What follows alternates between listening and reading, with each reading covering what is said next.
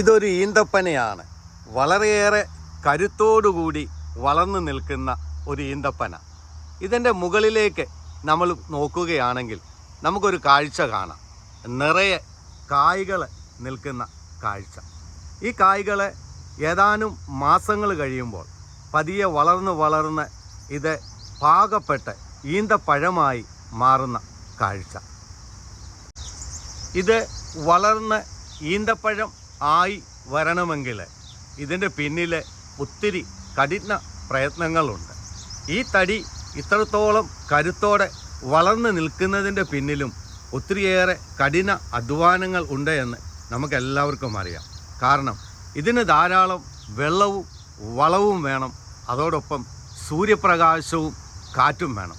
അതുകൊണ്ടാണ് ഇത് ഇത്ര ഫലഭൂയിഷ്ടമായി നിൽക്കുന്നതും ഇത്രയേറെ നിറഞ്ഞു നിൽക്കുന്നതും. ഏതാനും നാളുകൾ കഴിയുമ്പോൾ അത് ഈന്തപ്പഴമായി മാറുകയും ചെയ്യുന്നത്. ഇതുപോലെയാണ് ഓരോ ഭവനത്തിലെയും ഓരോ കുഞ്ഞുങ്ങൾ.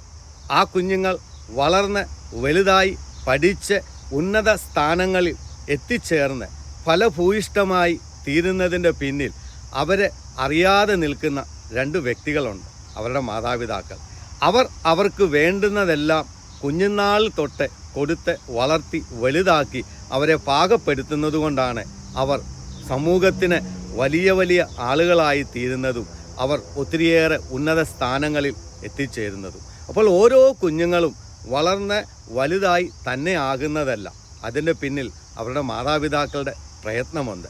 പുറകിൽ നിൽക്കുന്ന ഈന്തപ്പന തന്നെ വളർന്ന് വലുതാകുന്നതല്ല, അതിന് വേണ്ട സമയത്ത് വെള്ളവും വളവും കൊടുക്കുകയും അതോടൊപ്പം കൃത്യമായി സൂര്യപ്രകാശം ലഭിക്കുകയും അതോടൊപ്പം അതിന് വേണ്ട കാറ്റ് ലഭിക്കുകയും ചെയ്യുമ്പോഴാണ് അതിതുപോലെ ഫലഭൂയിഷ്ടമായി ഒറ്റത്തടിയായി വളർന്നു നിന്ന് കായുണ്ടായി അത് ഈന്തപ്പഴമായി തീരുന്നത്. അതുകൊണ്ട് ഓരോ കുഞ്ഞുമക്കളും തങ്ങളുടെ ജീവിതത്തിൽ വളർന്ന് വലുതായി ഓരോരോ സ്ഥാനമാനങ്ങളിൽ എത്തിച്ചേരുമ്പോൾ അവരുടെ ഓരോരുത്തരുടെയും പിന്നിൽ തങ്ങളെ ഇത്രത്തോളം ആക്കിയ മാതാപിതാക്കൾ ഉണ്ട് എന്ന് മറന്നു പോകാതിരിക്കുക.